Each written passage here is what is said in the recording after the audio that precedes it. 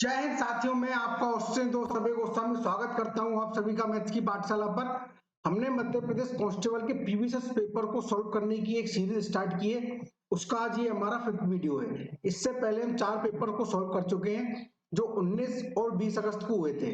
ये 21 अगस्त को जो पेपर हुआ था मॉर्निंग शिफ्ट में, यानी सुबह का पेपर है। ये 5th पेपर, इसको आज हम सॉल्व करने जा रहे हैं। अगर आपने इससे पहले वो चारों पेपर को सॉल्व नहीं किया है तो एक बार जाकर उन पेपर्स को जरूर सॉल्व करें, क्योंकि जो मध्य प्रदेश कांस्टेबल का पेपर है, कोई भी एग्जाम होता है उसके लिए प्रीवियस पेपर के बहुत ज्यादा इंपॉर्टेंट रोल रखता है।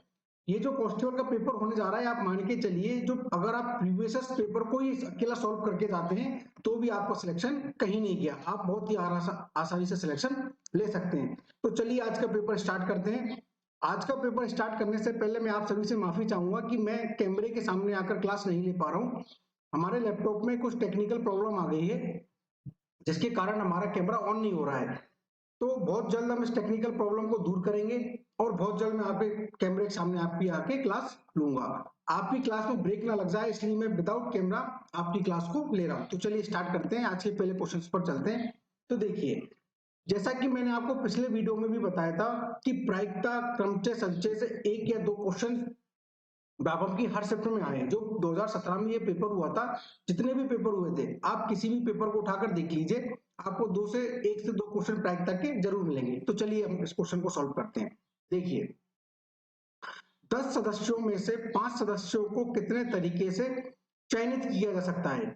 यहाँ पर क्या लिखा है, चयनित। तो जैसे ही चयनित की बात आती है, जैसे ही किसी सवाल में चयनित की बात आती है, तो आपको तुरंत क्लिक होना चाहिए कि ये क्या बात कर रहा है, संचय की बात कर रहा है। किसका? संचय, क्रमचय संचय। आपने पढ़ा होगा बिल्कुल, है ना। जैसा मैं ऐसा मान के चलता हूँ आपने ये सब पढ़ा होगा।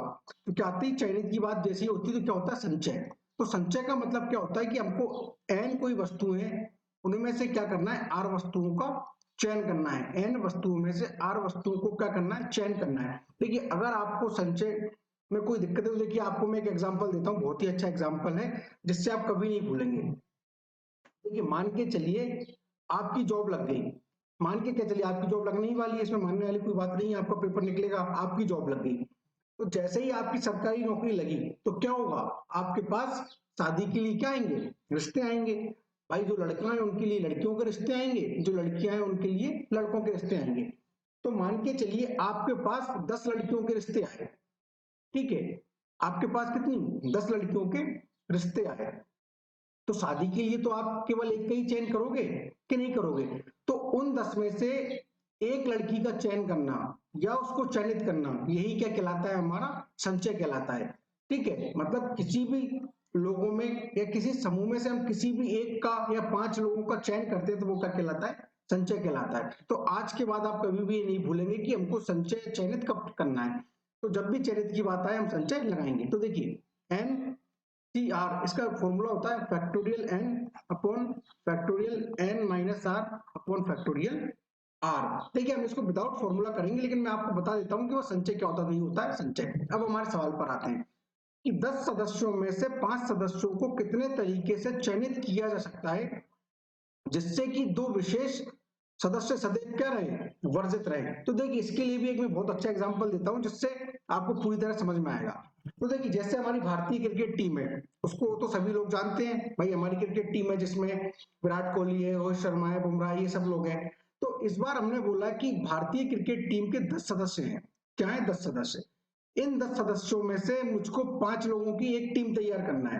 भारतीय क्रिकेट टीम में से 10 सदस्यों में से मुझको 5 लोगों की एक टीम तैयार करना है। ठीक है, लेकिन मैंने एक कंडीशन दे दी कि हमको 5 सदस्यों की टीम तो तैयार करना है 10 में से, लेकिन विराट कोहली और रोहित शर्मा कभी भी इस टीम में सम्मिलित ना हो, कभी भी इस टीम में सम्मिलित ना हो। तो देखिए, विराट कोहली और रोहित शर्मा, दो लोगों को तो मैं हटा चुका हूं कि नहीं। तो ये जो 10 है, इसमें से कितने व्यक्ति बचे, 8 लोग ही तो बचेंगे कि नहीं बचेंगे, बताइए। कोई दिक्कत? कोई दिक्कत नहीं, 8 बचे। अब इन्हीं 8 में से तो मैं 5 का चयन करूंगा कि नहीं करूंगा, करूंगा।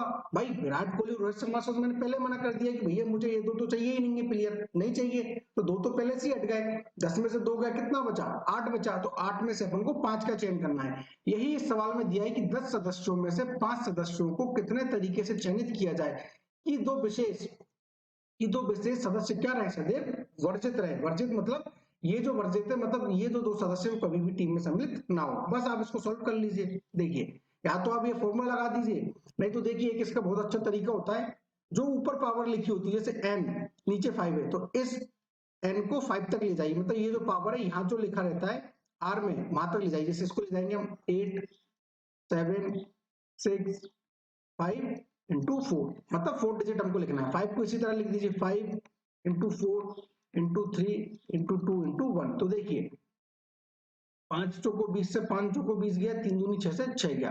तो देखिए 7 8 56। तो हमारा जो सदस्य हम उनको कितने तरीके से चयनित कर सकते हैं, 56 तरीके से। चलिए नेक्स्ट क्वेश्चन पर चलते हैं। देखिए अब ये जो क्वेश्चन था ना, इसमें देखिए हिंदी में तो ये क्वेश्चन गलत है और इंग्लिश में ये क्वेश्चन सही है।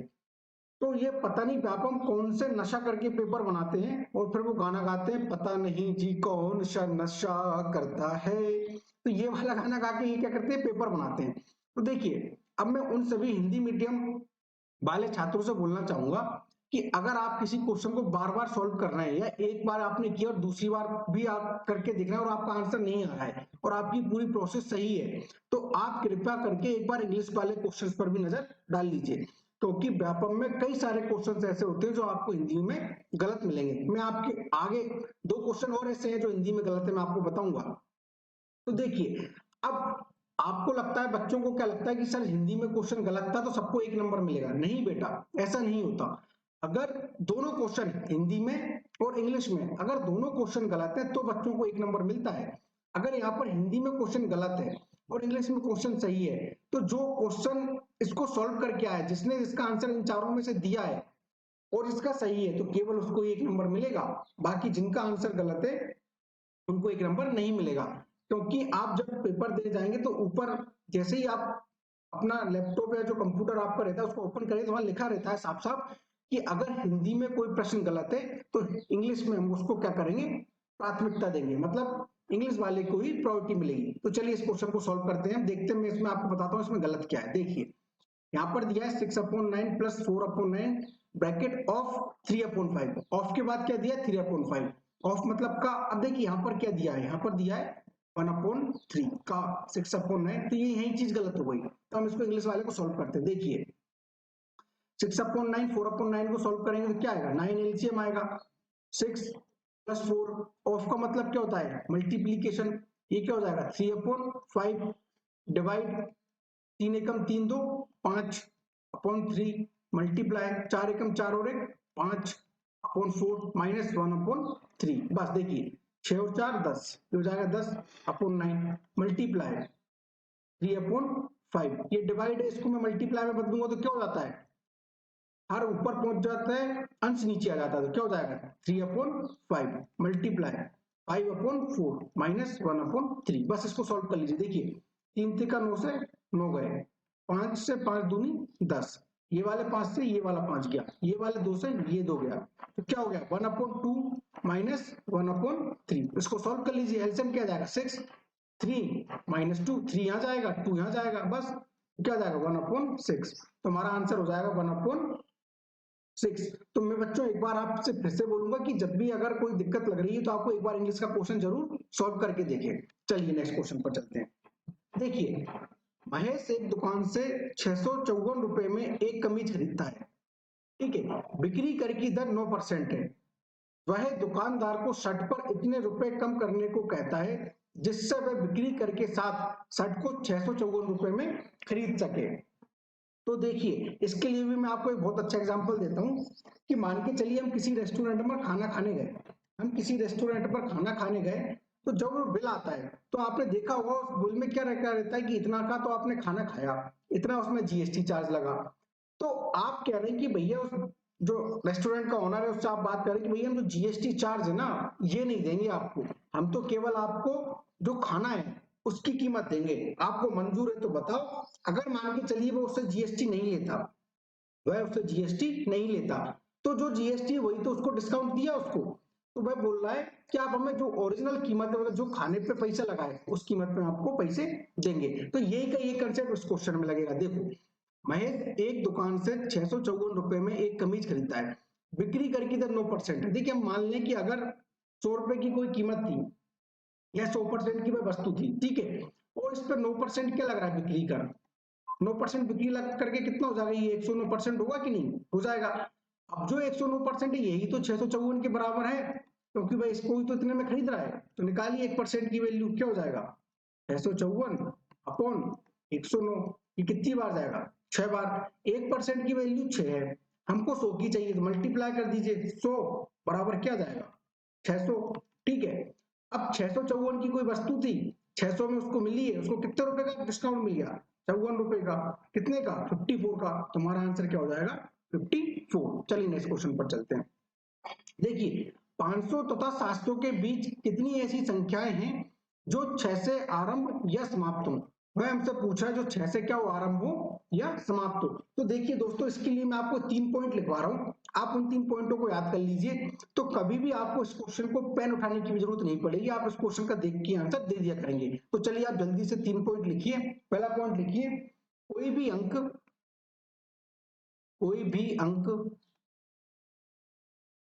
100 की श्रेणी में, कोई भी अंक 100 की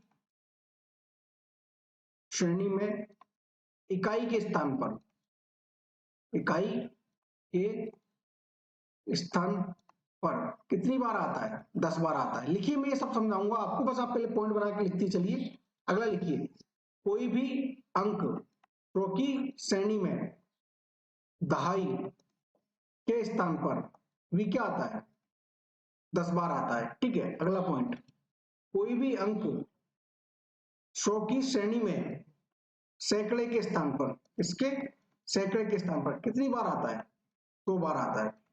आप ये 3 पॉइंट याद रखिए, कभी भी आपका क्वेश्चन गलत नहीं होगा। अब देखिए मैंने क्या बोला, मैं आपको एक एग्जांपल देता हूं बहुत अच्छा, ठीक है।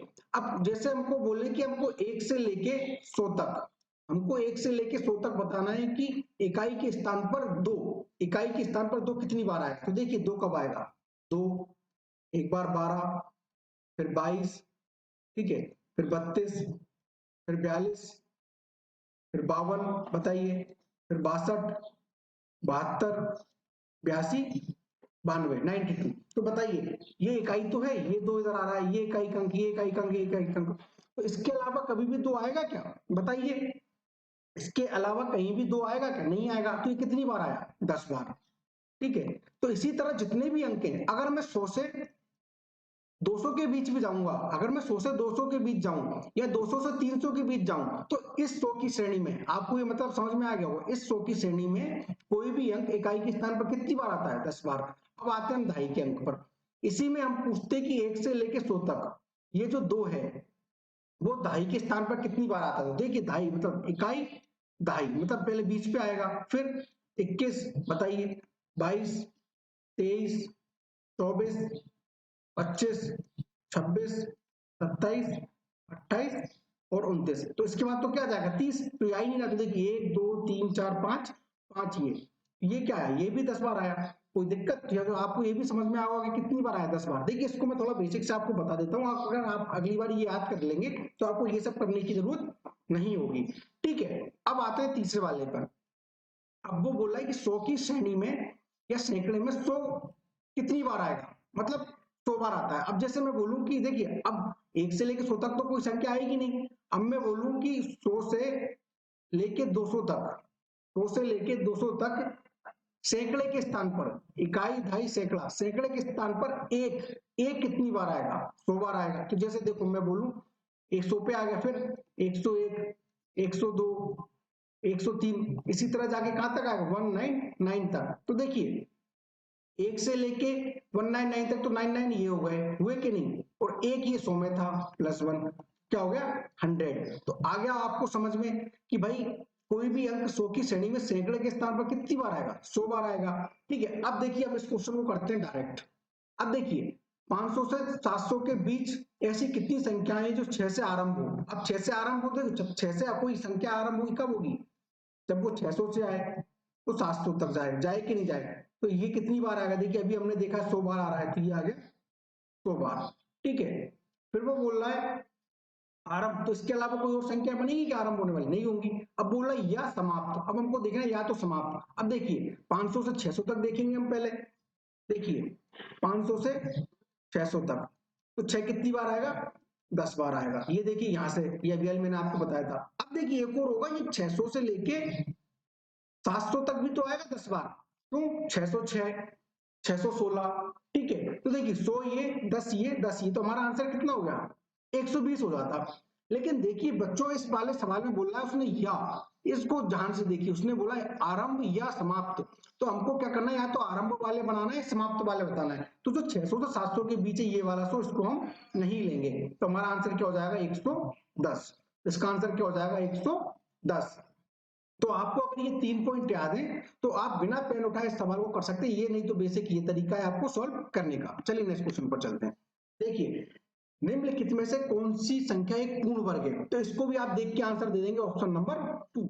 अब लेकिन कैसे देखिए, 2 पॉइंट मैं आपको लिखवा रहा हूँ, ये 2 पॉइंट याद रखिए, कभी भी आपका क्वेश्चन इस तरह का गलत नहीं होगा। देखिए लिखिए पहला पॉइंट, नोट डाल के लिख लीजिए आप, नोट पहला पॉइंट लिखिए, किसी भी संख्या के, ठीक है, लिखिए किसी भी, मैं बोल देता हूं, किसी भी संख्या के इकाई के अंक, किसी भी संख्या का इकाई अंक 2, 3, 7 और 8, अगर किसी संख्या का इकाई अंक 2, 3, 7, 8 है तो वह संख्या कभी भी एक पूर्ण वर्ग नहीं होगी। वह संख्या कभी भी क्या नहीं होगी, एक पूर्ण वर्ग। जैसे मैं आपको एग्जांपल दूं, अगर कहीं लिखा है 12,242, तो आप बताइए कि क्या एक पूर्ण वर्ग है, तो हम इसको देखते से ही बोल देंगे ये संख्या क्या नहीं है, एक पूर्ण वर्ग नहीं है, क्योंकि इकाई के स्थान पर क्या आता है, 2। तो दोस्तों मैथ में कितनी जितनी भी संख्याएं हैं, अगर कोई संख्या पूर्ण वर्ग है तो उसका इकाई का अंक 2, 3, 7, 8 नहीं होगा। एक बात याद रखिए। अगले क्वेश्चन पर एक और मतलब अगला पॉइंट लिखिए, किसी भी संख्या का, किसी भी संख्या अगर पूर्ण वर्ग, इस तरह लिखिए, यदि कोई संख्या पूर्ण वर्ग है तो उसके अंतिम 2 अंक, तो उसके अंतिम 2 अंक, ऐसा लिखिए, यदि कोई संख्या पूर्ण वर्ग है तो उसके अंतिम 2 अंक केवल और केवल वही होंगे, लिखिए केवल और केवल वही होंगे जो 1 से 25 के वर्ग के, 125 के वर्ग के अंतिम 2 अंक होते हैं। ये वाली बात आई समझ में, मैंने क्या बोला, किसी भी संख्या पूर्ण वर्ग तभी होगी यदि अगर उसके अंतिम 2 अंक 1 से लेके 25 के वर्ग के हो। जैसे मैं बोलूं 16 या मैं बोलूं 15, ठीक है, 16 का स्क्वायर क्या होता है 556, 15 का 225, तो हमें ये 2 डिजिट देखना है। अगर किसी भी संख्या के लास्ट में 56 आ रहा है, 56 आ रहा है, तो हम बता सकते हैं कि वह संख्या पूर्ण वर्ग हो सकती है। हम डेफिनेटली ये नहीं कह सकते कि वह पूर्ण वर्ग नहीं होगी। जैसे ही अगर किसी संख्या के लास्ट में 2, 3, 1, 2, 1 और 8 आ जाए, तो अब इसको हमको देख के बताओ कि ये पूर्ण वर्ग होगी कि नहीं होगी, तो हम देखकर बता देंगे कि 18, भाई 18 1 से लेके 25 तक के किसी भी संख्या के वर्ग के 2 अंतिम अंक नहीं होते, तो हम देखकर तो ये बता देंगे कि ये पूर्ण वर्ग नहीं है। लेकिन हम किसी संख्या को देखकर ये नहीं बता सकते कि वह पूर्ण वर्ग होगी, ये जरूर बता सकते हैं कि हम वह पूर्ण वर्ग नहीं होगी। तो देखिए अब इसको हम अप्लाई करते हैं। मैंने क्या बोला, किसी संख्या के इकाई 2, 3, 7 नहीं होना चाहिए, देखिए 3 है, ये गया, ये इसको हम बता नहीं सकते कि 9, इसको भी नहीं बता सकते, लेकिन 8 ये भी गया। अब आते हैं, पहले हमने यूनिट डिजिट देखा, अब हमको देखना 2 डिजिट, तो देखिए 19, 19 भी क्या होता है 1 से लेके 25 तक के किसी भी वर्ग के में नहीं आता, तो हमारा ये भी क्या हो जाएगा आंसर गलत, तो हमारा आंसर क्या हो जाएगा, बचा ऑप्शन 2, ये हमारा आंसर हो जाएगा। चलिए नेक्स्ट क्वेश्चन पर चलते हैं। देखिए 200 मीटर लंबी एक ट्रेन जिसकी चाल 60 किलोमीटर प्रति घंटा है, तो देखिए हम जानते हैं एक बढ़िया सा फॉर्मूला अपना होता है, चाल बराबर दूरी बटे समय। उसी दिशा में 36 किलोमीटर प्रति घंटे से जा रहे व्यक्ति को कितनी देर में पार करेगी। देखिए जब भी कोई ट्रेन किसी व्यक्ति, किसी पेड़ या किसी पोल को पार करती है तो वो ट्रेन उसके जो लंबाई रहती है, जो ट्रेन की लंबाई रहती है, उतनी ही दूरी को तय करती है। लेकिन देखिए यहाँ पर हमको सवाल में दिया है सेकंड। मैंने आपको पिछले वीडियो में भी बताया था कि ये जो ट्रेन वाले क्वेश्चंस होते हैं बिल्कुल सिंपल क्वेश्चंस होते हैं, लेकिन केवल और केवल इनमें यूनिट में वह फंसाता है व्यक्ति को। तो देखिए यहाँ पर ट्रेन की चाल दी 60 मीटर प्रति सेकंड और व्यक्ति के दिए 36 किलोमीटर प्रति घंटा, तो आप इसको पहले क्या में बदले, मीटर प्रति सेकंड में, तो हम क्या करेंगे 5/18 से गुणा, तो 18 दूनी 36, 5 दूनी 10, तो ये क्या आ गया मीटर पर सेकंड। किसकी चाल आ गई, व्यक्ति की चाल आ गई। बस अब देखिए दूरी कितनी जाएगा, ये 200। अब इसकी चाल उसी दिशा में, मतलब जिस दिशा में ट्रेन जा रही है उसी दिशा में क्या जा रहा है, व्यक्ति जा रहा है, तो इनकी चाल क्या हो जाती है, माइनस हो जाती है। तो देखिए 60 माइनस 10 अपॉन टी, टी यहाँ आया, 60 में से 10 गए 50, 200 बट्टे 50 कितना आ गया 4, लेकिन काय में, सेकंड में। तो हमारा ऑप्शन नंबर फर्स्ट क्या हो जाएगा इसका आंसर। चलिए नेक्स्ट क्वेश्चन पर चलते हैं। देखिए प्रथम 5 अभाज्य संख्याओं का औसत कितना होगा, देख लीजिए।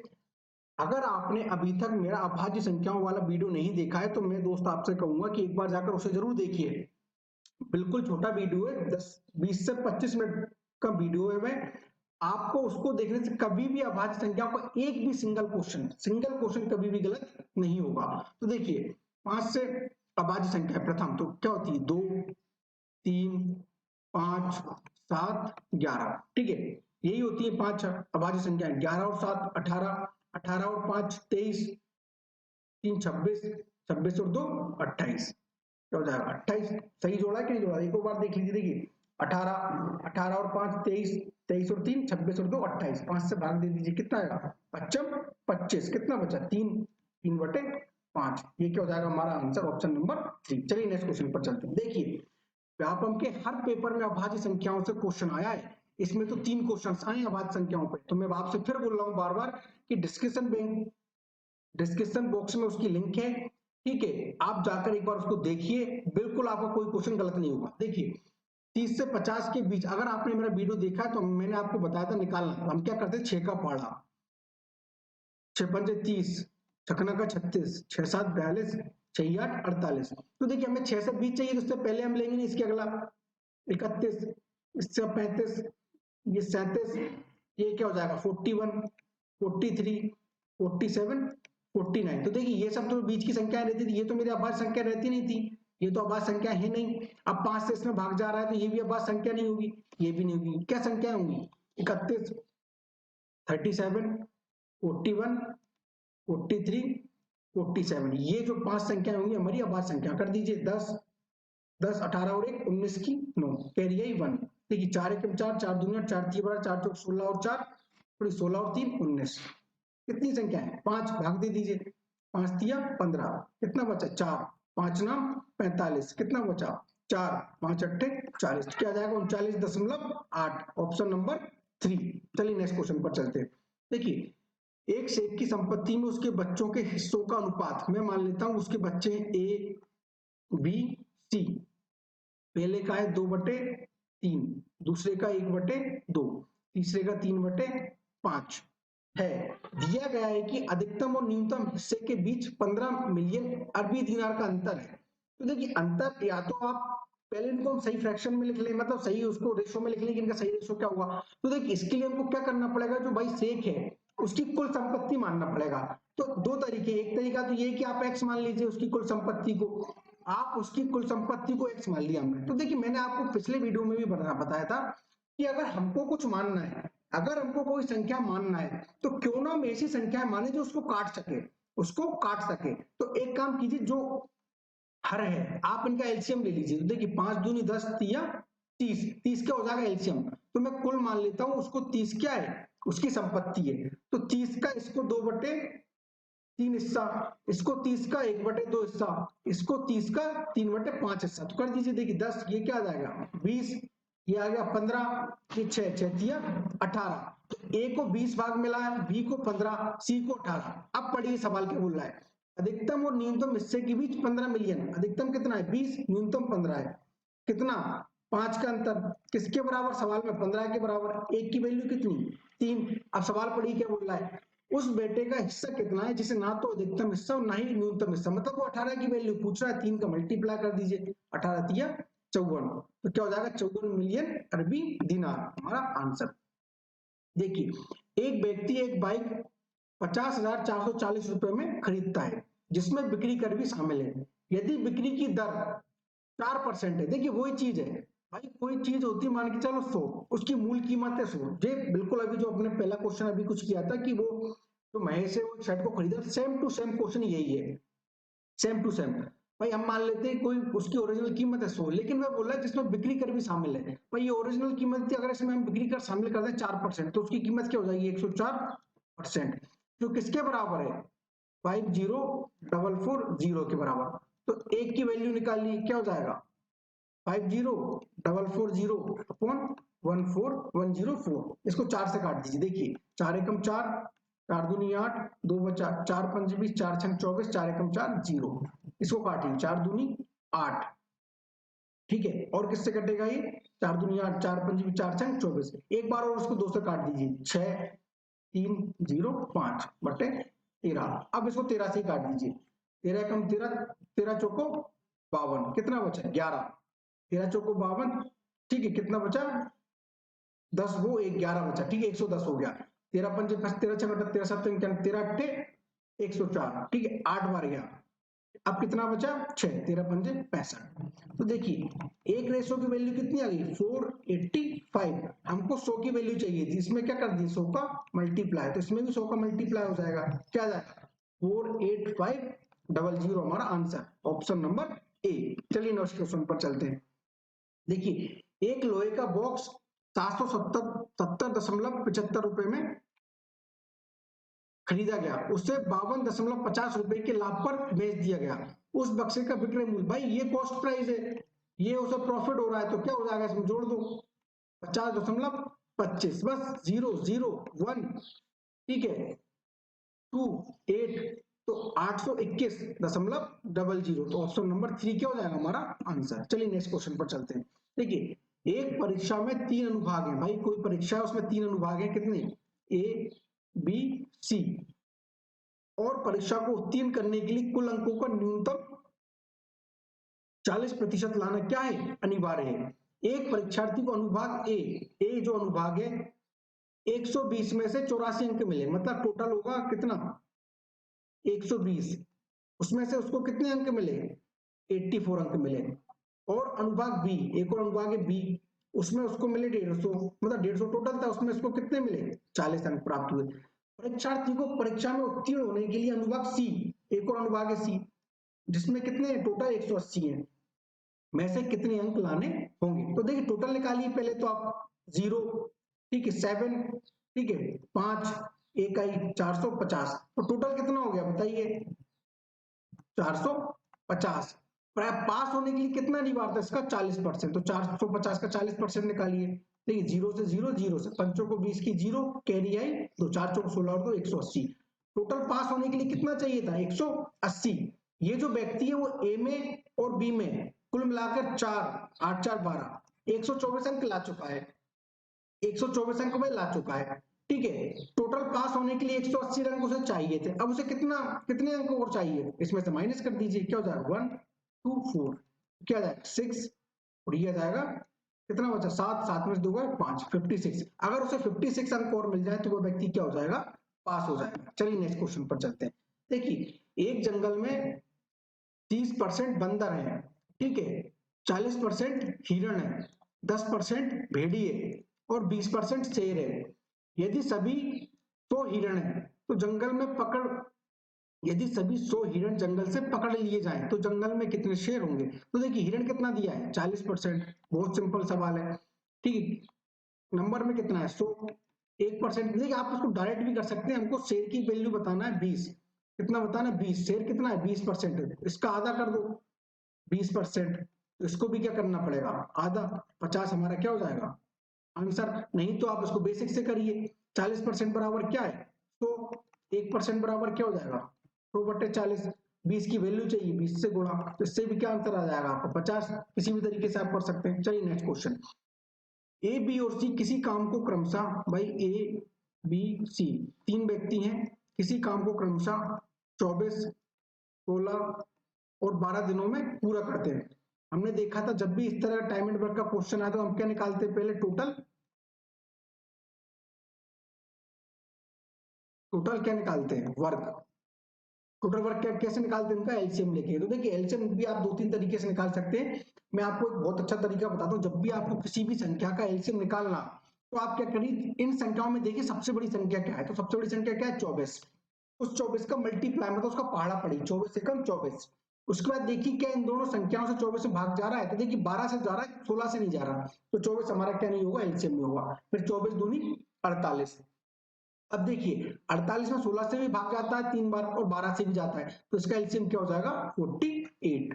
ठीक है, ये कितनी बार गया 2 बार, ये 3 बार और ये 4 बार। तो ये क्या आ गई, इनकी एफिशिएंसी आ गई, क्षमता आ गई, आई कि नहीं आई तीनों की। अब वो बोल रहा है यदि तीनों साथ मिलकर काम करने का निर्णय, तीनों साथ मिलेंगे तो 7 और 2 9 काम करेंगे, तो काम कितने दिन में पूरा हो जाएगा। टोटल काम है एक दिन में 9 काम कर रहे हैं, भाग दे दीजिए 9 पन्ना 45, कितना बचा 3/9। इसको सॉल्व करके लिख दीजिए 1/3। आंसर 5 सही 1/3। कौन सा ऑप्शन है, ऑप्शन नंबर 1। चलिए नेक्स्ट क्वेश्चन पर चलते हैं। देखिए कर सकता हूँ, ये तो देखिए आप सभी ने कर ही लिया, बहुत सिंपल है।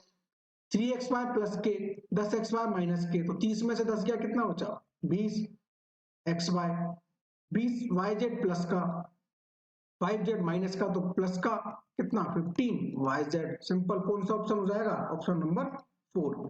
चलिए नेक्स्ट क्वेश्चन पर चलते हैं। देखिए ये भी बहुत सिंपल है, इसमें समानुपात बताना है, आप लिख दीजिए इसको 30/42 इज इक्वल टू 35 अपॉन क्या है क्वेश्चन मार्क, काट दीजिए, किससे काटेंगे 6 से काट दीजिए, 6 पंजे 30, 6 7 42, 5 से 7 बार क्वेश्चन मार्क यहाँ जाएगा, 7 यहाँ जाएगा, क्या जाएगा 49, इसका आंसर ऑप्शन नंबर 4। चलिए नेक्स्ट क्वेश्चन पर। देखिए 3 क्रमिक संख्याओं का औसत 15 है, इसमें सबसे बड़ी संख्या क्या होगी। देखिए इसको मैं पहले आपको बेसिक से बताऊंगा, फिर बिना पेन उठाए आपको देख कर ही आप इसका आंसर दे सकते हो। पहले मैं आपको बेसिक, देखिए किसी भी क्वेश्चन की ट्रिक समझने से पहले उसका बेसिक जरूर होना चाहिए। देखिए जब भी हम कोई क्रमिक संख्या मानते हैं तो मांगते हैं x+1, x+2, 4 बोलता तो x+3, इस तरह हम क्रमिक संख्याओं को मानते हैं। इन संख्याओं का औसत कितना है 15। अगर औसत है तो उनका कुल योग कितना होगा 15×3 45, होगा कि नहीं होगा। संख्याएं ये हैं तो इनको प्लस कर दीजिए, बराबर कितना 45। तो देखिए 3x + 3 = 45, ये हो जाएगा 3x बराबर 3 आ जाएगा तो माइनस का क्या हो जाएगा 42, तो x बराबर क्या आ जाएगा 14, कितना आएगा 3 एकम 3, 3 चौको 12, 14, तो x बराबर क्या आएगा 14, 15, 16, तो हमारा आंसर क्या जाएगा ऑप्शन नंबर फर्स्ट। तो लेकिन देखिए आपको ये सब करने की जरूरत नहीं है, आपको मैंने पिछले वीडियो में भी बताया था कि औसत हमेशा क्या होता है, औसत हमेशा होता है बीच वाली संख्या। भाई किसी भी संख्या का औसत निकालना है तो वो क्या होती है हमेशा और हमेशा बीच वाली संख्या, जो बीच में है वही हमारा क्या होगा औसत। तो अब बोला 3 क्रमिक संख्या का औसत कितना है 15, बीच में क्या आएगा 15। संख्याएं कैसी हैं क्रमिक, भाई क्रमिक है कि नहीं। अगर हम सम संख्याएं बोलता तो हम अलग प्रोसेस करते, विषम बोलता तो अलग, अभी इसमें बोला क्रमिक, तो देखिए 16 के 15 के बाद क्या आता है 16, उससे पहले 14, तो डायरेक्ट आंसर हो जाता है, आपको बिना पेन उठाए इसका आंसर दे सकते थे। चलिए नेक्स्ट क्वेश्चन पर चलते हैं। देखिए 175 मीटर लंबी एक ट्रेन, देखिए वही ये फॉर्मूला तो आप बिल्कुल याद रखिए, केवल एक फॉर्मूला से इस तरह सवाल पूरे सॉल्व हो जाते हैं, चाल बराबर दूरी बटा समय। तो देखिए 175 मीटर लंबी एक ट्रेन जो 63 किलोमीटर प्रति घंटे की चाल से दौड़ रही है, एक व्यक्ति को पार करने में कितना समय है। देखिए अभी अपन ने प्रीवियस क्वेश्चन में भी यही किया था कि जब भी कोई ट्रेन किसी व्यक्ति, किसी पोल, किसी पेड़ या किसी खंबे को पार करे तो वो केवल उसकी लंबाई को तय करती है। यहाँ दिया 175 मीटर, टाइम हमको निकालना है, चाल दिए 63 किलोमीटर पर आवर, ऑप्शन में हमको सेकंड में दिया तो बदल दीजिए इसको 5/18, काट दीजिए, किससे काटेंगे 9 से काट दीजिए, 9 7 63, 9 दूनी 18, 5 से काट दीजिए इसको, 5 तिया 15, 5 सत्ते 35, सॉरी 5 देखिए 7 पन्ना 35, ठीक है 7 से काट दीजिए, 7 पन्ना 35, ठीक है कितना बचा 2 से ये आ जाएगा, टाइम कितना आ जाएगा 10, ठीक 5 तिया 15, 2 बचा 25 25, ठीक है मैं 7 से गलत हो गया था, तो इस 2 का गुणा कर दीजिए, क्या आ जाएगा 10 सेकंड। चलिए अगले क्वेश्चन पर चलते हैं। फिर से वही क्वेश्चन आ गया, देखिए एक और, वही हमारा क्या होता है चाल बराबर दूरी बटे समय, स्पीड बराबर डिस्टेंस अपॉन टाइम। 300 मीटर एक लंबी ट्रेन है, ठीक है 120 किलोमीटर प्रति घंटे की चाल से चल रही है, ठीक है एक पुल को 45 सेकंड में, कोई पुल है तो देखिए जब भी कोई ट्रेन किसी पुल को, किसी स्टेशन को, किसी खड़ी हुई गाड़ी को या मालगाड़ी को पार करे तो उसकी दूरी क्या होती है, उस ट्रेन की लंबाई और उस पुल की लंबाई या उस प्लेटफॉर्म की लंबाई जो भी है वो आपस में क्या हो जाते हैं जुड़ जाते हैं। तो लेकिन देखिए यहाँ भी इसमें मीटर में पूछा है, ये 40 किलोमीटर में, तो इसको भी बदलिए क्या हो जाएगा 5/18 इज इक्वल टू, काट दीजिए 9 से 9 दूनी 18, 9 पन्ना 45, 2 से ये गया 6 बार तो ये आ गया 60, देखिए 6 पंजे 30, ये हो जाएगा 300, और 5 इधर जाएगा तो 300 इंटू 5 करेंगे क्या जाएगा 1500 इज इक्वल टू क्या है 300 प्लस एक्स। ये 300 यहां जाएगा तो क्या हो जाएगा माइनस का क्या माइनस का 300 जाएगा तो हमारा आंसर जाएगा ऑप्शन नंबर 2 1200। चलिए नेक्स्ट क्वेश्चन पर चलते हैं। देखिए 14 मीटर चौड़े एक वृत्ताकार दौड़ के मैदान की आंतरिक परिधि क्या है 440 सेंटीमीटर है। तो देखिए यहाँ भी देखिए ये मीटर मीटर है, ये मीटर, अगर इसमें भी गलत है, यहाँ पे ये सेंटीमीटर नहीं आएगा, यहाँ भी क्या होगा मीटर। अगर आप सेंटीमीटर से करेंगे तो आपका ऑप्शन में आपको आंसर नहीं मिलेगा, तो यहाँ क्या है ये भी मीटर है। देखिए इस सवाल में अब देखिए 14 मीटर एक वृत्ताकार मार्ग, भाई ये कोई वृत्ताकार मार्ग है, ठीक है, उसके चारों ओर ये क्या है एक मार्ग है जिसकी चौड़ाई हमको दी है कितनी 14 मीटर। वो बोल रहा है 14 मीटर। देखिए अभी आप पेपर की तैयारी कर रहे हैं कांस्टेबल का, आप सभी का सिलेक्शन हो जाएगा तो आप उसके बाद स्टेडियम जाएंगे दौड़ने के लिए, अपने गुना में संजय स्टेडियम आप लोग जाएंगे, और इसके अलावा आप अभी भी स्टेडियम जाते होंगे रनिंग वगैरह करने के लिए, है ना। तो देखिए उसी तरह का ये ग्राउंड हो गया, तो हमको इस वाले ग्राउंड की जिसपे आप दौड़ते हैं उसकी क्या दे दी चौड़ाई दे दी कि 14 मीटर है, और जो अंदर वाला वृत्त रहता है, जो अंदर वाला वृत्त है उसकी हमको दी आंतरिक परिधि कितनी 440 मीटर। तो हम जानते हैं किसी भी वृत्त की परिधि होती है 2 पाई आर, बराबर हमको क्या दिया है 440 मीटर। 2 अपॉन 22/7 पाई का मान, आर की वैल्यू निकालिए 440, ये कितनी बार गया 20 बार, ये 2 से 10 बार, ये 7 यहाँ जाएगा तो क्या जाएगा आर बराबर 70। तो इस वाले जो छोटा वाला जो वृत्त है, ये छोटा वाला वृत्त है, इसकी त्रिज्या कितनी आ गई 70, आई कि नहीं है। अब देखिए हमसे पूछा है कि बाह्य वृत्त की त्रिज्या, भाई ये वृत्त यहाँ से यहाँ तक 70, यहाँ से यहाँ तक 14 है, तो हमको ये वाली वृत्त बताना, तो क्या हो जाएगा 70 प्लस 14, ठीक कितना हो जाएगा 84, क्या हो जाएगी हमारी इसकी त्रिज्या 84 मीटर। चलिए नेक्स्ट क्वेश्चन पर चलते हैं। देखिए अनिल और सुनील की आयु का अनुपात 2:3 है। आप इसको बेसिक से भी कर सकते हैं, रिसोर्स से भी कर सकते हैं। देखिए जब एक अनिल है, ठीक, एक सुनील है, तो अनिल कितना है 2:3, ठीक है। 5 साल बाद उनकी आयु का अनुपात कितना हो जाता है 3:4। देखिए जब भी इस तरह के क्वेश्चंस में अगर डिफरेंस क्या हो समान, डिफरेंस क्या हो समान, तो आप तो इसको रेशो से कर दीजिए, अगर डिफरेंस असमान है तो आप एक्स से कर दीजिएगा, करा करें ताकि उसमें गलत नहीं होता क्वेश्चन। इसमें देखिए कितने साल बाद हुआ 5 साल बाद, दोनों में अंतर कितना है समान, इसमें कितना बड़ा है 1, लेकिन सवाल के अनुसार कितना 5 बड़ा है। तो हमसे पूछा उनकी वर्तमान आयु कितनी थी 2 और 3, बस 5 का मल्टीप्लाई कर दीजिए, 2 × 5 इसमें, 3 × 5 इसमें, तो ये आ गया 10, ये आ गया 15 आंसर। आप इसको x मान के भी कर सकते हैं, इसको मानते हैं अपन 2x, ठीक है, प्लस 5, 3x प्लस 5 बराबर कितना 3/4, सोल्व करते तो आपको आंसर आ जाता 10,15। चलिए नेक्स्ट क्वेश्चन पर चलते हैं। देखिए ये बहुत ही अच्छा क्वेश्चन है, इसमें थोड़ा सा कंसेप्ट लगेगा, आपका दिमाग लगेगा थोड़ा सा। देखिए दो संख्याओं का अंतर 235 है, दो संख्याएं हमने मान ली x माइनस वाई, इनका अंतर दिया है हमको 235। यदि बड़ी संख्याओं को छोटी संख्या से विभाजित किया जाए, तो देखिए हमने दो संख्या मानी है x, y, इनका अंतर दिया है हमको 235। अब स्वाभाविक सी बात है इसमें बड़ी संख्या क्या होगी x ही होगी, अगर बड़ी संख्या y होती तो यहाँ आंसर काय में आता माइनस में आता, तो बड़ी संख्या क्या है x। यदि बड़ी संख्या x को छोटी संख्या क्या है y से विभाजित किया जाता है तो भागफल 4 तथा शेषफल कितना 10 प्राप्त होता है। तो हमने एक फॉर्मूला पढ़ा था बहुत ही अच्छा, हम जानते हैं सब बचपन से पढ़ते आए, क्या होता है भाज्य बराबर भाजक गुणित भागफल प्लस शेषफल, ये हमारा फॉर्मूला होता है। देखिए तो भाज्य क्या है x, भाजक क्या है y, भागफल 4, शेषफल 10, तो ये x बराबर क्या हो जाएगा 4y प्लस 10। अब देखिए यहाँ से दो तरीके हैं, इसमें और इसमें, यहाँ तो आप विलोपन विधि लगा दीजिए, या उससे अच्छा एक तरीका है कि ये जो x है इस x का मान रख दीजिए यहाँ से, तो आप रखिए मैं यहाँ से मान रख रहा हूँ 4y प्लस 10, ये minus y is equal to क्या हो जाएगा 2, 3, 5। अब देखिए 4y में से y गया तो ये बचा 3y is equal to 10y, यहाँ का जाएगा माइनस का, तो 235 में 10 गया तो 225, y बराबर देखिए 30 7 21 3 5 15,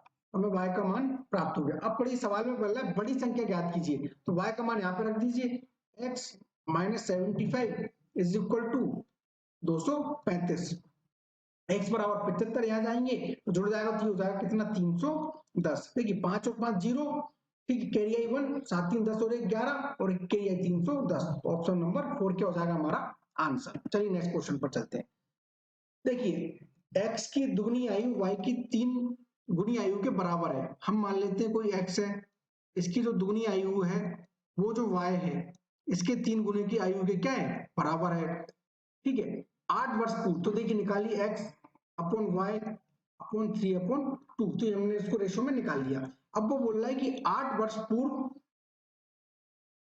x और y की आयु का अंतर कितना है 18 वर्ष था। 8 वर्ष पूर्व मतलब 8 वर्ष पहले इनका अंतर कितना था 18। तो x की वर्तमान आयु ज्ञात की। यहाँ से भी आप देखिए दो तरह से कर सकते हैं। यहाँ को हमको मानना है एक कांस्टेंट मान लेते 3a, इसमें से 8 को माइनस करेंगे। ठीक है, माइनस 2a माइनस 8 बराबर क्या करेंगे 18, क्योंकि सवाल में दिया है। देखिए आप कुछ भी मान सकते हैं एक की जगह, लेकिन माना तो समान पड़ेगा। 8 वर्ष पूर्व, 8 इसमें से माइनस 8 इसमें से माइनस, उनका अंतर कितना है 18। तो आप इसको सॉल्व कर लीजिए, आपका आंसर आ जाएगा। लेकिन देखिए इसके लिए मैं आपको एक और थोड़ी सी एडवांस अप्रोच बताता हूँ। जैसे मान के चलिए आपका कोई भाई या कोई बहन है, आज आपके भाई मतलब आप में और आपके भाई में 5 वर्षों का अंतर है या 10 वर्षों का अंतर है, 5 वर्ष मान लेते हैं। आज आपके भाई में और आप में 5 वर्षों का अंतर है। तो एक बात बताइए 20 वर्ष बाद, 20 वर्षों के बाद आपके और आपके भाइयों की आयु में कितना अंतर रहेगा। तो आप बोलेंगे सर 5 का ही अंतर रहेगा। अगर परिवर्तन आएगा तो काय में आएगा, केवल रेशो में आएगा। भाई ऐसा तो नहीं है कि आज मेरा भाई मुझसे 2 साल बड़ा है तो 20 साल बड़ा बाद में ना वो मुझसे 4 साल बड़ा हो जाएगा, ऐसा होगा क्या, नहीं होगा, बस सिंपल। तो 8 वर्ष पूर्व भी उसका अंतर तो क्या रहेगा समान रहेगा। इसका अंतर कितना है एक, सवाल में कितना दिया 18, एक की वैल्यू क्या दी है 18, उनके अंतर कितना 18 था। ठीक है, अब हमसे क्या पूछा एक्स की वर्तमान आयु, एक्स की आयु कितनी है 3, 3 से मल्टीप्लाई कर दीजिए तो क्या जाएगा 18 तिया 54, आंसर हो जाएगा ऑप्शन नंबर 2। आप इसको भी सॉल्व कर लीजिए तो भी आपका आंसर यही आएगा। चलिए नेक्स्ट क्वेश्चन पर चलते हैं। देखिए तो सिंपल है, आप सब कर ही लोगे।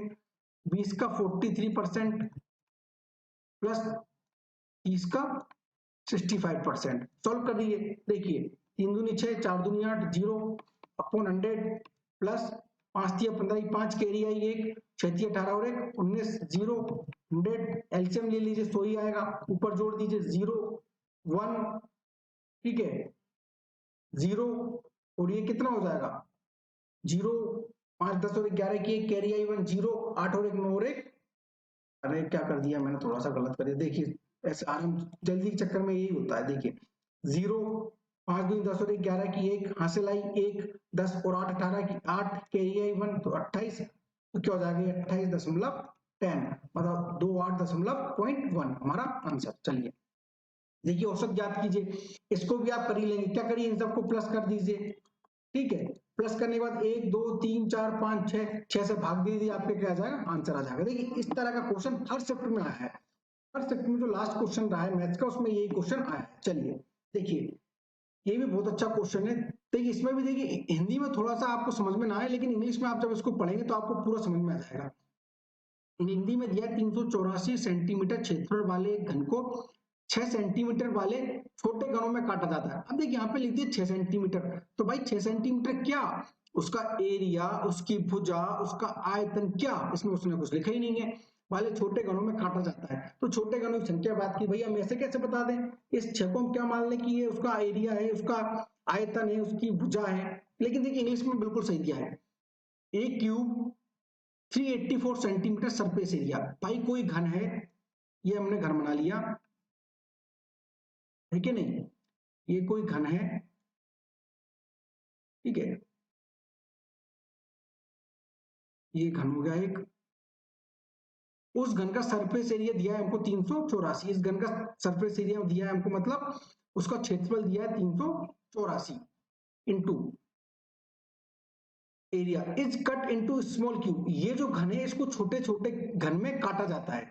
ऑफ सरफेस एरिया 6, भाई जब इस घन को छोटे छोटे घनों में काटा जा रहा है, भाई इस तरह काटा जा रहा है, तो ये जो घन है इसका सरफेस एरिया कितना है 6, ये भी सेंटीमीटर स्क्वायर है, ये भी सेंटीमीटर स्क्वायर है। ठीक है, अब इससे हम इसको बना रहे हैं, भाई इस वाले जो घन है इसके सरफेस एरिया से हम ये वाला घन का सरफेस एरिया बना रहे हैं। तो सिंपल है, इसमें क्या कर दीजिए 6 से भाग दे दीजिए, तो 6 तिया सॉरी छकना का 36, 2 बच्चे 6 चौको 24, तो क्या हो जाएगा 64 हमारा आंसर। लेकिन हिंदी में देखिए हमको इससे समझ में नहीं आ रहा कि ये ये जो 6 है इसका सरफेस एरिया है या क्या है, सिंपल। चलिए नेक्स्ट क्वेश्चन पर चलते हैं।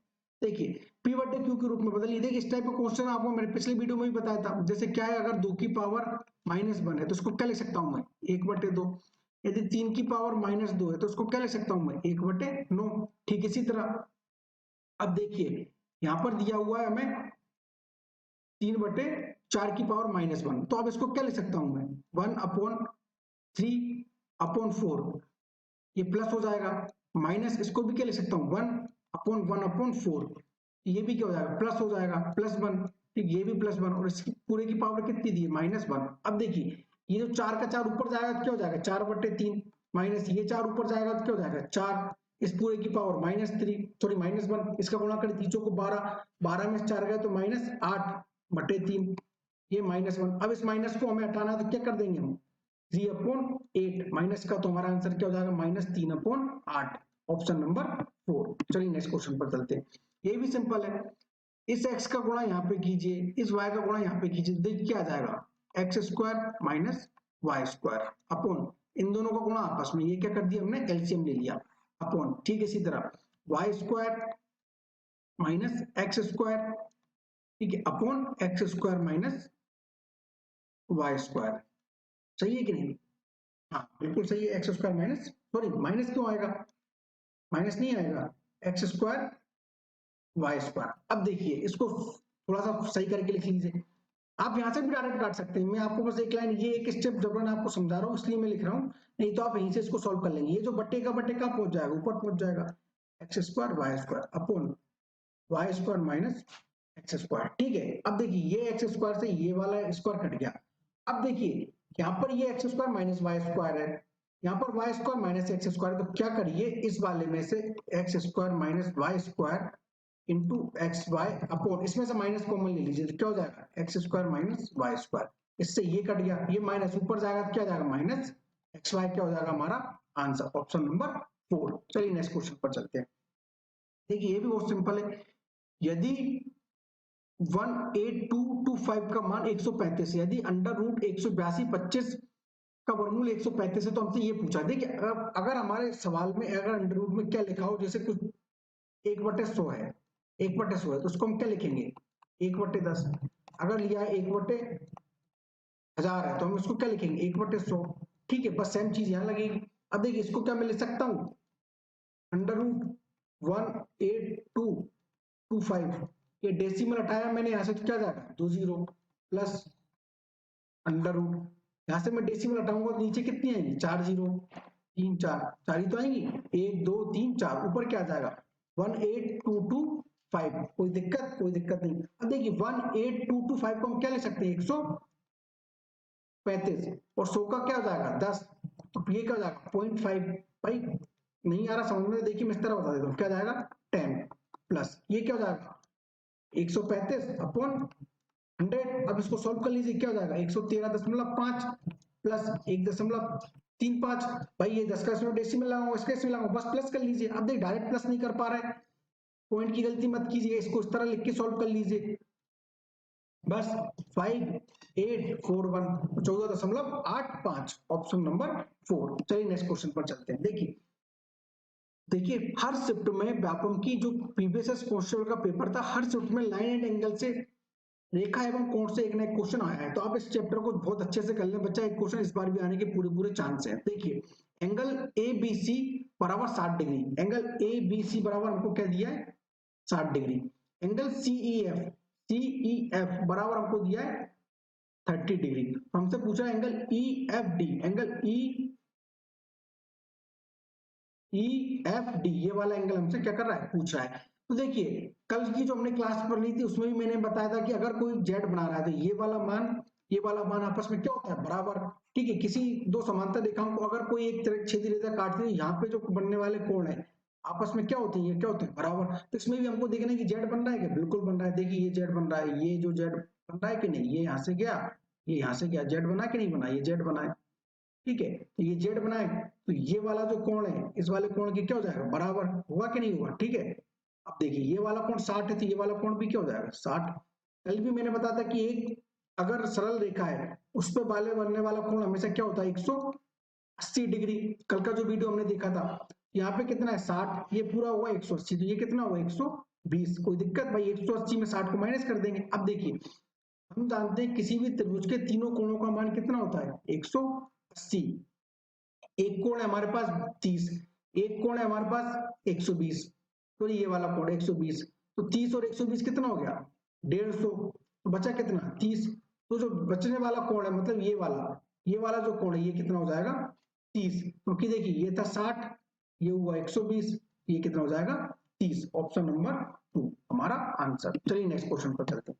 देखिए, एक दुकानदार अपनी वस्तुओं को क्रय मूल्य से 40% अधिक अंकित करता है। तो इस टाइप के क्वेश्चन को बिल्कुल आप तो अपना बेसिक मान के चलिए कि उसका अंकित मूल्य था 100 या उसका वो प्राइस था 100, उसने 40% अधिक अंकित कर दिया, तो कितना कर दिया 140 अंकित करता है, और बाजार मूल्य पर 20% की छूट देता है। कितना 20%? देखो 20 को हम क्या लिख सकते हैं 1/5, 4 पर कितने की छूट दे रहा है 1 की, तो कितने में बेच रहा होगा 4 का, तो इसका क्या हो जाएगा 4/5, बस काट दीजिए, 5 दूनी 10, 5 अट्ठे 40, 8 चौको 32 की 2, कैरी आई 3, 4 दूनी 8, 8 और 3 11। कोई वस्तु थी 100 की, बेच रहा है 112 पे, तो कितना परसेंट का लाभ हो रहा है उसे 12% का। Option number 4 answer. चलिए नेक्स्ट क्वेश्चन पर चलते हैं। देखिए, रमेश को 8,000 रुपए का मासिक ब्याज अर्जित करने की आवश्यकता है। ब्याज की दर 10% पर हर माह दी जाती है। देखिए क्या दिया है हर माह, मासिक है भाई, यहाँ भी क्या था मासिक था। तो निम्नलिखित में से कौन सा उसका निवेश होगा? हम साधारण ब्याज जानते हैं, साधारण बराबर होता है मूलधन गुणित दर गुणित समय बटे 100। हमें ब्याज मिल रहा है कितना 8,000 रुपए, ठीक है। मूलधन हमें पता नहीं है, रेट हमको पता है 10, टाइम है हमें 1 मंथ बटे 100, टाइम दिया मंथ में, यहाँ ईयर में आता तो बटे 12 से क्या करेंगे भाग, एक जीरो से एक जीरो गई, देखिए 12 से गुणा हो जाएगा तो 12 अट्ठे 96, 3 जीरो की 3 जीरो, ये वाली एक जीरो भी जाके मिल जाएगी, एक और जीरो, क्या जाएगा 9,60,000। ऑप्शन नंबर 4 क्या हो जाएगा हमारा आंसर। चलिए नेक्स्ट क्वेश्चन पर चलते हैं।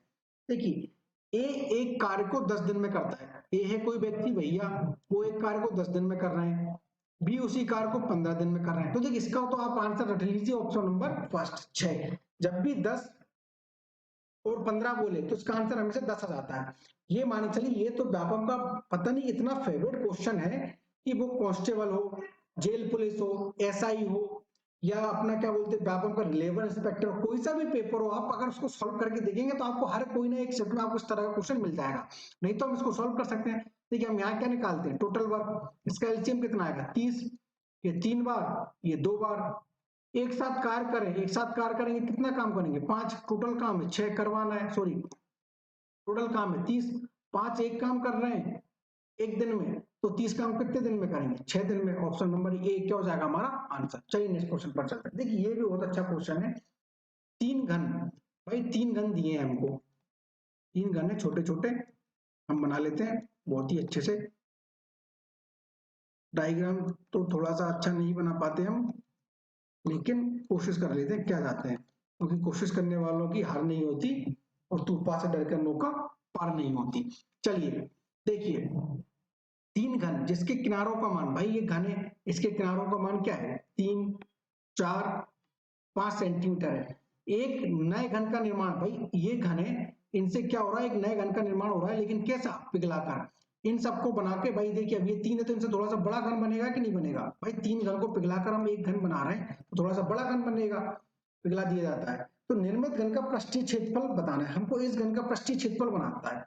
किसी भी घन का पृष्ठीय क्षेत्रफल का फॉर्मूला क्या होता है बताइए, एक घन का पृष्ठीय क्षेत्रफल होता है 6a², हमें इस वैल्यू की मान बताना है। लेकिन देखिए जब हम कोई भी घन पिघलाएंगे तो उसका आयतन से ही तो हम कोई उसका घन बना सकते हैं। भाई मान के चलो ये घन, इसकी दीवारों को थोड़ी पिघलाएंगे, इसके अंदर कोई भरा हुआ है कुछ सामान, जो आयतन इसके अंदर भरा है उसी को पिघलाकर तो हम कोई नया घन बनाएंगे। बस सिंपल, किसी घन का आयतन क्या होता है ए क्यू, बस लगा दीजिए, 3 का क्यू कितना हो जाएगा 27, 4 का क्यू, 4 का क्यू कितना होता है 64, 5 का क्यू 125।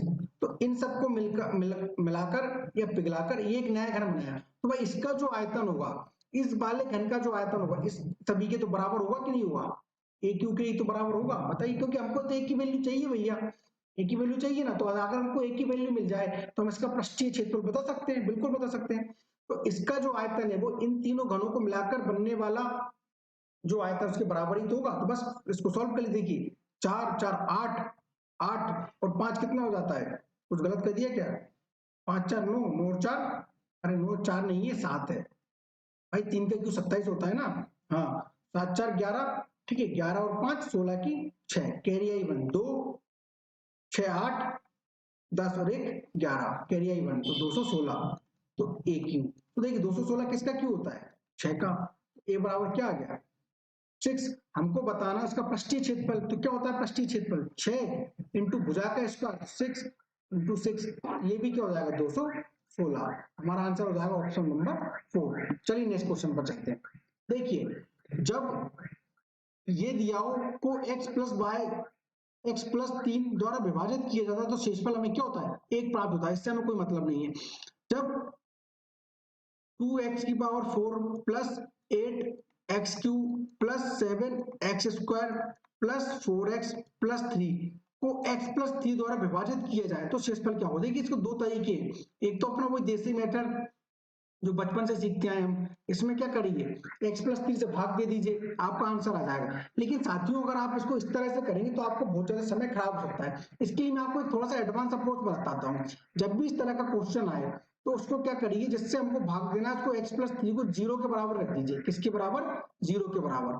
तो x बराबर क्या जाएगा -3, x बराबर क्या है -3। अब इस -3 को उठाकर इस इक्वेशन में पुट कर दीजिए, तो जो भी हमारे पास वैल्यू बचेगी वही हमारा क्या होगा, शेषफल होगा। तो देखिए रखिए 2 -3 की पावर 4 प्लस 8 -3 की पावर 3 प्लस 7 -3 की पावर 2 प्लस 4 -3 प्लस 3। सॉल्व करिए। देखिए 3 की पावर 4 क्या होता है 81, तो 2 इंटू 81 प्लस, अब देखिए ये माइनस है, 3 की पावर कितना होता है 3 27, लेकिन माइनस का तो ये प्लस का क्या हो जाएगा माइनस, तो 8 इंटू 27, ये स्क्वायर तो कट जाएगा, 3 का 9, 9 7 63, डायरेक्ट रख दिया मैंने, ये भी माइनस हो जाएगा 12 प्लस 3। सॉल्व करिए 2 एकम 2, 8 दूनी 16 माइनस 7 8 56 की 6, कैरी आई 5, 8 दूनी 16 और 5 21, 216 प्लस 63 माइनस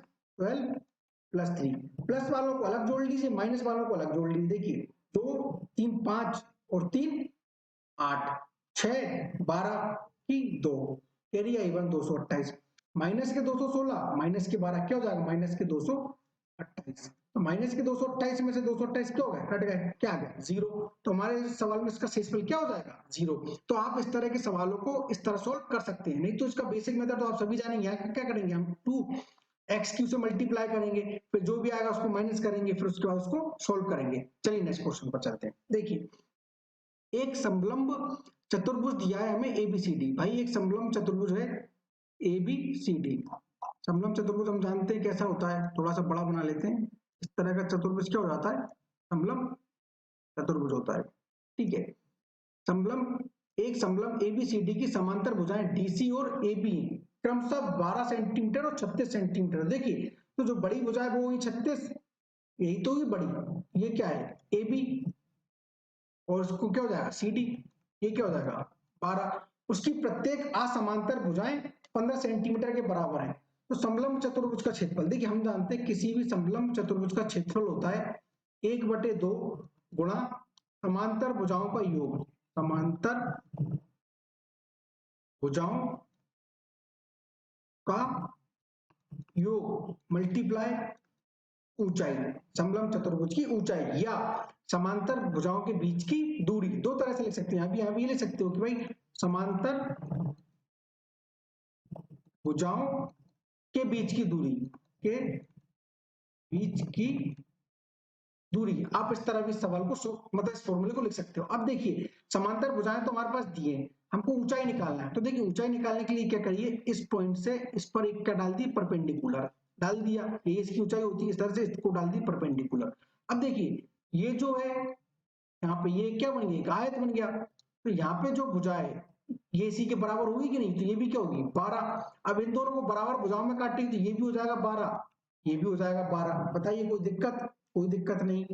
ठीक है, और हमें दिया है इसकी प्रत्येक असमांतर, ये जो असमांतर भुजाएं इसकी लंबाई कितनी दी है 15 सेंटीमीटर, ये 15 ये 12, तो ये क्या हो जाएगा 9 डायरेक्ट।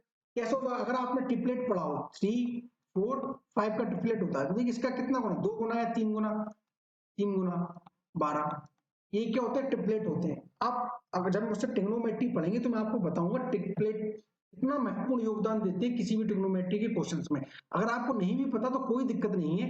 ये क्या हो रहा है, एक समकोण त्रिभुज हो रहा है, ठीक है, ये 90 डिग्री का कोण है, समकोण त्रिभुज हम लगा देंगे, पाइथागोरस प्रमेय, कर्ण का वर्ग बराबर लंब का वर्ग प्लस आधार का वर्ग, जब आप इसको सॉल्व करेंगे तो ये हमें 9 प्राप्त हो जाएगा। चलिए अब हमको ऊंचाई भी मिल गई, हमें समांतर भुजाएं भी हैं, तो 1/2 समांतर भुजाओं का योग कितना 12 और 36 कितना हो जाएगा 48 इंटू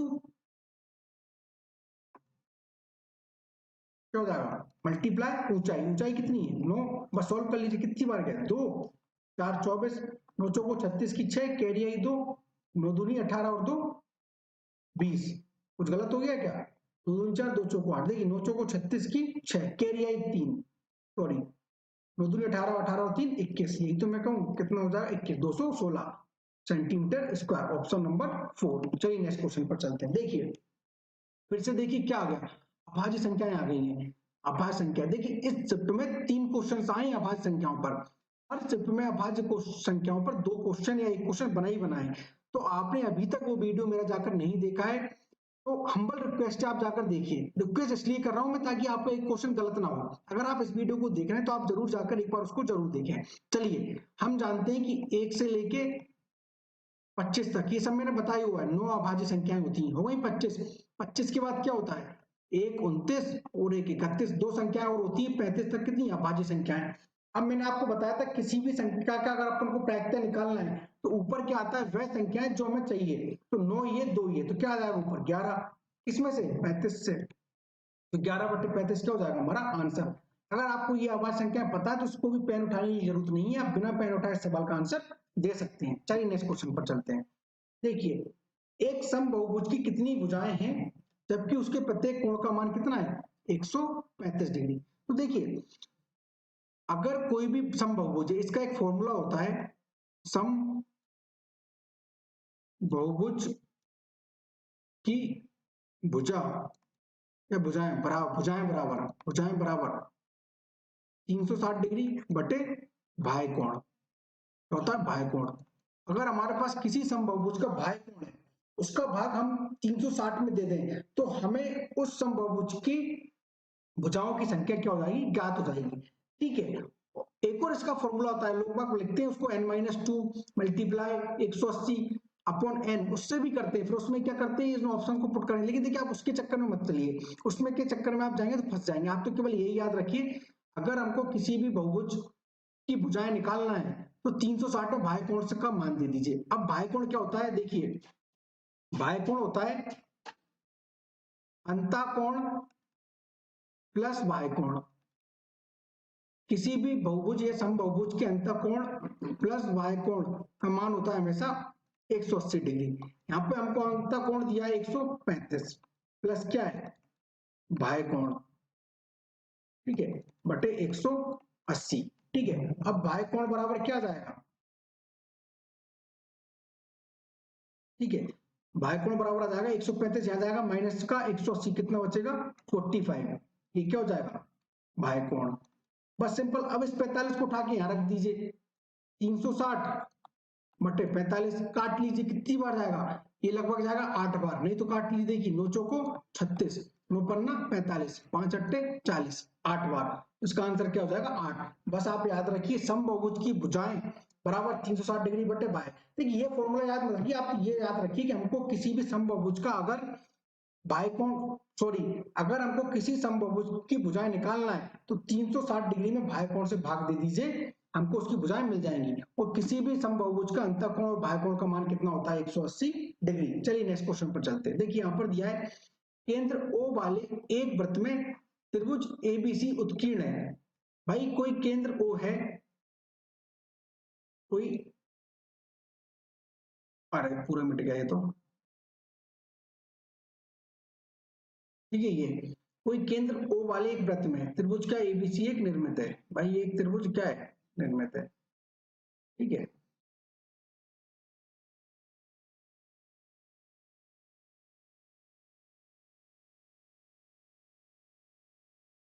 ठीक है, त्रिभुज निर्मित है, इसका केंद्र क्या है, O है, A B C, ठीक है। हमको दिया है एंगल BAC, इस BAC का मान दिया है हमको n।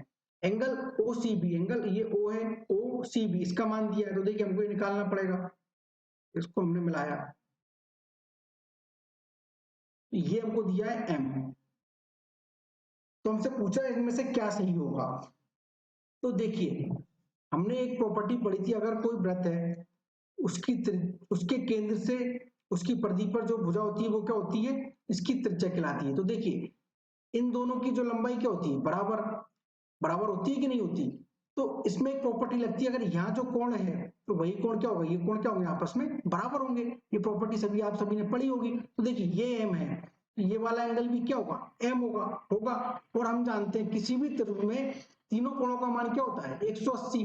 तो भाई ये m है, ये m है, तो ये वाला कोण कितना हो जाएगा, 180 माइनस 2m होगा कि नहीं होगा, बताइए। भाई ये वाला एंगल मुझे निकालना है। देखिए कई लोग इसको समबाहु त्रिभुज की प्रॉपर्टी लगाकर भी सॉल्व करते हैं। भाई इसको 60 मान लेते हैं, इसको 60 मान लेते हैं, उसका ये 30 हो जाता है, उसका ये 90 हो जाता है, तो उन दोनों का योग करके वो 90 लिख देते हैं। आप उस तरह भी कर सकते हैं, लेकिन वो इस तरह करना है कि उस सवाल में नहीं दिया कि कहीं भी त्रिभुज का जिक्र नहीं किया कि त्रिभुज कौन सा है। लेकिन यदि वो इस सवाल में कोई त्रिभुज लिख देता तो वो कंसेप्ट फेल हो जाता है। इसलिए मैं आपको बिल्कुल बेसिक से इसको बता रहा हूँ, ठीक है। यहाँ तक हमको ये वाला कोण मिल गया कितना, 180 माइनस 2m, यहाँ पर मैंने लिख दिया है, ठीक है। अब देखिए कोई भी अगर ये वृत्त है, वृत्त की जीवा से वृत्त के केंद्र पर बनने वाला कोण उस वृत्त की जीवा से उसकी परिधि पर बनने वाले कोण का क्या होता है, दुगुना।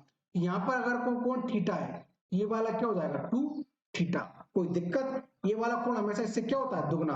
अब देखिए ये वाला कोण हमें मिल गया 180 माइनस 2m, ये वाला कोण कितना है n, लेकिन ये वाला जो कोण इससे दुगुना है तो उसको मुझे बराबर रखना है, तो उसमें 2 का गुणा बराबर, ये हो जाएगा 180 बराबर 2n प्लस 2m, ठीक है।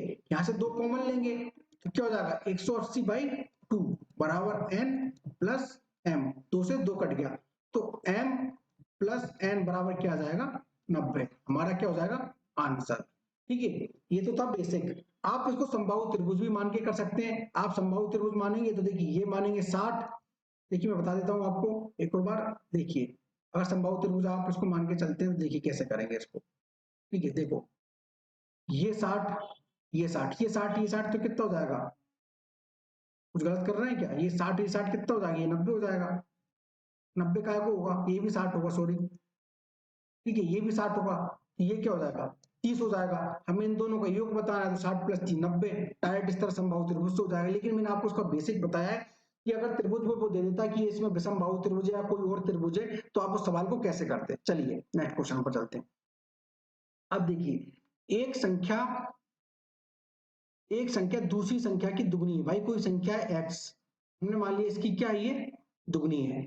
जब बड़ी संख्या को 50 से घटाया जाता है, ये भाई बड़ी संख्या, इसको क्या कर दिया हमने 50 से घटा दिया, तो प्राप्त परिणाम छोटी संख्या को 80 से, जो परिणाम है ये छोटी संख्या इसको 40 से घटाया जाने पर प्राप्त परिणाम 2 अधिक है। भाई ये 2 अधिक है, ये वाला 2 अधिक है, इसमें 2 का गुणा कर दीजिए, बस ये हो जाएगा कितना 42, 42 माइनस एक्स बराबर 50 माइनस 2x, ये यहाँ पर आकर प्लस का हो जाएगा, ये यहाँ पर जाकर माइनस का हो जाएगा, तो x बराबर क्या जाएगा 8, हमारा आंसर। यही हमसे पूछा है छोटी संख्या क्या होगी। चलिए नेक्स्ट क्वेश्चन पर चलते हैं, थैंक यू, ठीक है, धन्यवाद। अच्छा तो ये हमारा था 22, ये हमारा 21 तारीख को मॉर्निंग शिफ्ट का पेपर था।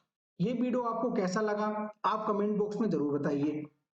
अगर आपको किसी भी क्वेश्चन में कोई डाउट है आप कमेंट करके वो भी बता सकते हैं मुझे। और अगर आपको ये वीडियो पसंद आ रहा है तो दोस्तों हमारे चैनल को लाइक कीजिए, शेयर कीजिए और सब्सक्राइब कीजिए। और आपके जो सभी मित्र कांस्टेबल की तैयारी कर रहे हैं तो उन सब तक ये वीडियो जरूर पहुंचाइए। धन्यवाद, जय हिंद।